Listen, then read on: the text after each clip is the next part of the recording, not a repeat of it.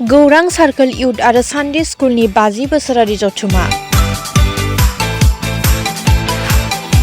एसेबां गोजान मोनफैबाय, माब्लाबा इसोरखौ सिबिनाय, खुलुमनाय, सभा बायदि समफोरावबो बाहागो लानो हायि जालांबाय, बुंदों बिक्रम दैमारिया गौरां सार्कोल इउथ आरो सानडे स्कुलनि 50 बोसोरारि जथुमायाव बाहागो लानानै। गोसोखाङो बै उन्दै समखौ जेब्ला जों रंजादोंमोन आरो मोसादोंमोन बै समाव, बुंनानै मिलौदो देंखोजों गोजोन होयो बयनिबो गोसोखौ।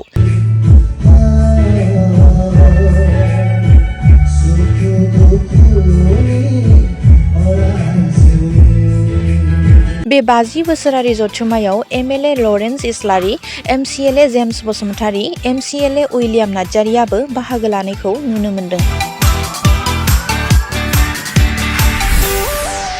आं नोंथांमोनखौ लोगो मोननानै आंनि उन्दै समखौ आं गोसोखांदों। जेब्ला आंबो सानडे स्कुलनि सासे फरायसामोन, इउथआव जेब्ला आंबो मेथाइ खनोमोन, रोजाबोमोन, मोसायोमोन, ओमफ्राय जों वर्शिपआव बाहागो लायोमोन। बेबायदि समखौ जेब्ला नोंथांमोनखौ लोगो मोनो अब्ला गोसोखाङो। नाथाय दा एसेबां गोजान सम मोनफैबाय बा लामा गारबोबाय।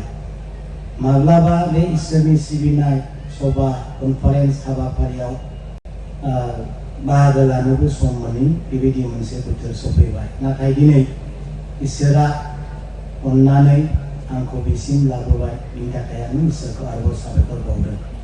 आङो आरो गोबां बुंबावनो सानाखै।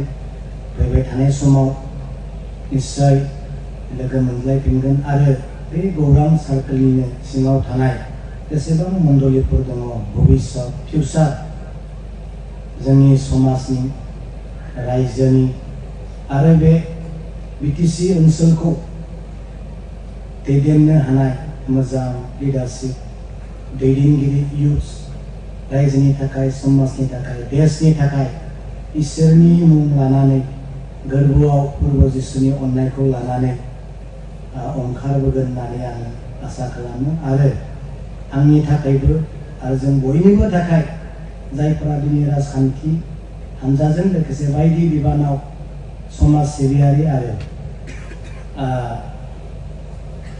हारिखौ अननानै जायफोर बिथांमोना बायदि बिबानाव दङ, बिथांमोननि थाखाय आर'जआव अराय नोंथांमोना लाफायो।